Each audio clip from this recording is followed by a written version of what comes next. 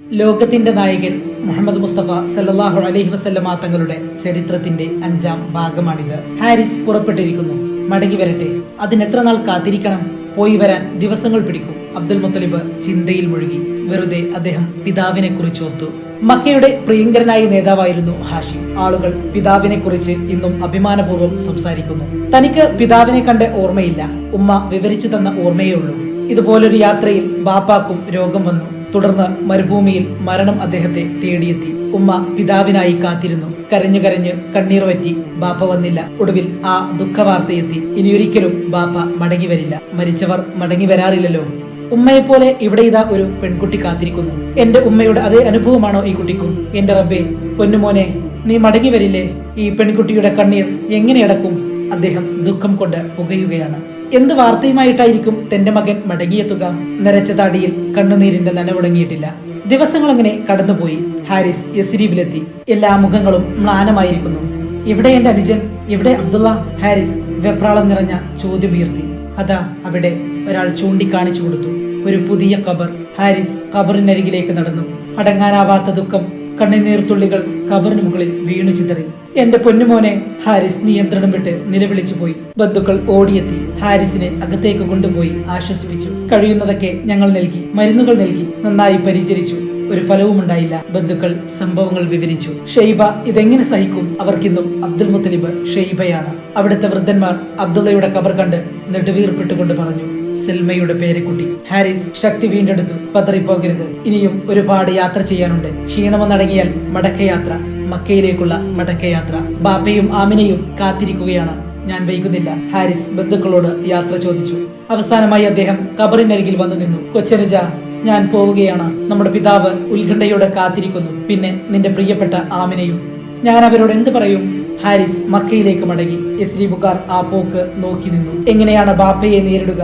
ആമിന എന്ന പെൺകുട്ടിയോട് എങ്ങനെയാണ് ഞാൻ ഈ കാര്യം പറയുക? വീണ്ടും പതറിപ്പോകുന്നു. ഒട്ടകം അങ്ങനെ മുന്നോട്ട് നീങ്ങി.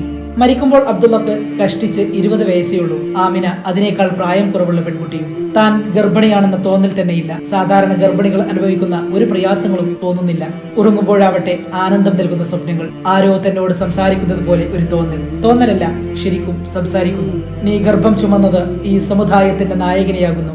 അശരീരി പോലെ ഒരു ശബ്ദം കേട്ടപ്പോൾ ശരീരം കോരി തരിച്ചു പോയി. അതിമഹനീയമായ എന്തോ സംഭവിക്കാൻ പോകുന്നു. നിന്റെ കുഞ്ഞു പിറന്നു കഴിഞ്ഞാൽ അസൂയാലികളിൽ നിന്ന് രക്ഷ കിട്ടാൻ അള്ളാഹുവിനോട് കാവൽ തേടിക്കൊണ്ടിരിക്കണം. നിന്റെ കുഞ്ഞിന് മുഹമ്മദ് എന്ന് പേരിടണം. അനുഭൂതികൾ നിറഞ്ഞ ദിനരാത്രങ്ങൾ. ഒരിക്കൽ തന്നിൽ നിന്നും ഒരു പ്രകാശം പുറപ്പെട്ടു. ശക്തമായ പ്രകാശം. ആ പ്രകാശത്തിൽ ബുസ്രയിലെ കൊട്ടാരങ്ങൾ തനിക്ക് കാണാൻ കഴിഞ്ഞു. ഈ സംഭവങ്ങളെല്ലാം നടക്കുന്നത് ആനക്കലഹം 1-ാം വർഷത്തിലായിരുന്നു. ആനവർഷം, ആമൽഫീൽ, ഗജവർഷം എന്നൊക്കെ പറഞ്ഞാൽ എന്താണ്? അതുകൂടി മനസ്സിലാക്കിയിട്ട് നമുക്ക് കഥ തുടരാം. ആനക്കലഹത്തെ കുറിച്ച് പറയും മുമ്പേ അബ്രഹത്തിനെ പറ്റി പറയണം. അബ്രഹത്തിനെ കുറിച്ച് പറയുമ്പോൾ യമൻ എന്ന രാജ്യത്തെ കുറിച്ച് പറയണം. യമൻ വളരെ മുമ്പ് തന്നെ ലോകപ്രസിദ്ധമായ നാടാണ്. അവിടെ പല രാജവംശരും ഭരിച്ചിട്ടുണ്ട്. ചിലപ്പോൾ വിദേശികളും ഭരിച്ച ചരിത്രമുണ്ട്. കുറെ കാലം നജാഷി രാജാവിന്റെ കീഴിലായിരുന്നു. രാജാവ് യമൻ രാജ്യം ഭരിക്കാൻ വേണ്ടി ഒരു ഉദ്യോഗസ്ഥനെ നിയമിച്ചു. അയാളുടെ പേര് അറിയാത്ത് എന്നായിരുന്നു. അറിയാത്തിന്റെ കീഴിലുള്ള ഒരു ഉദ്യോഗസ്ഥനായിരുന്നു അബ്രഹത്ത്. ഇരുവരും ക്രിസ്ത്യാനികൾ തന്നെ. പക്ഷേ സ്വഭാവത്തിൽ വളരെ വ്യത്യാസം. അറിയാത്ത് വളരെ നല്ലവനായിരുന്നു. അബ്രഹത്ത് അഹങ്കാരിയും ദുഷ്ടനുമായിരുന്നു. എല്ലാ അധികാരവും തനിക്ക് വേണമെന്ന ദുരാഗ്രഹമായിരുന്നു അബ്രഹത്തിന്. യമൻ രാജ്യത്തെ സ്നേഹിച്ച അറിയാത്തിനെ അബ്രഹത്ത് കൊന്നുകളഞ്ഞു. അറിയാത്തിനെ വധിച്ച ശേഷം അബ്രഹത്ത് ഭരണമേറ്റെടുത്തു. അവൻ മക്കയിലെ കഅബയെ കുറിച്ചറിഞ്ഞു. ഹജ്ജ് കാലത്ത് ധാരാളം ആളുകൾ മക്കയിൽ വരുന്നു, കഅബാലയം സന്ദർശിക്കുന്നു.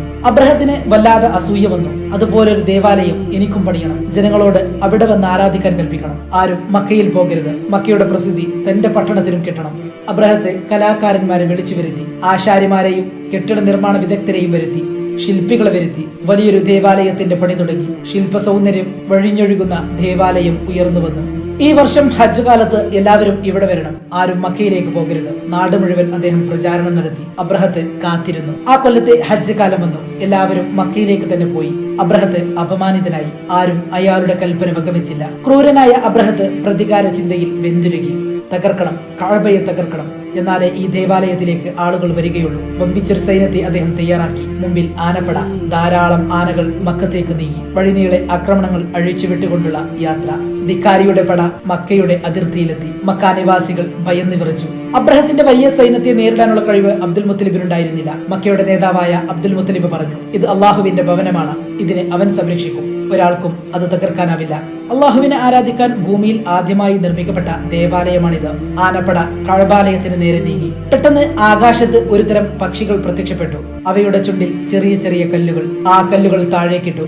ആനകളും പട്ടാളക്കാരും മറിഞ്ഞു വീഴാൻ തുടങ്ങി. അബ്രഹത്തിന്റെ സൈന്യം ചിതറിയോടി. അബ്രഹത്ത് ജീവനം കൊണ്ടോടുകയായിരുന്നു. ഈ സംഭവത്തെയാണ് ആനക്കലഹം എന്ന് വിശേഷിപ്പിക്കുന്നത്. ഈ സംഭവം നടന്ന വർഷത്തെ ആമുൽ ഫീൽ എന്നും അറബികൾ വിളിക്കുന്നു. ആമുൽ ഫീൽ എന്ന പദത്തിന്റെ അർത്ഥം ഗജവർഷം എന്നാകുന്നു. ഈ കഥയുടെ 6ാം ഭാഗം അടുത്ത വീഡിയോ ആയി അപ്ലോഡ് ചെയ്യുന്നതായിരിക്കും.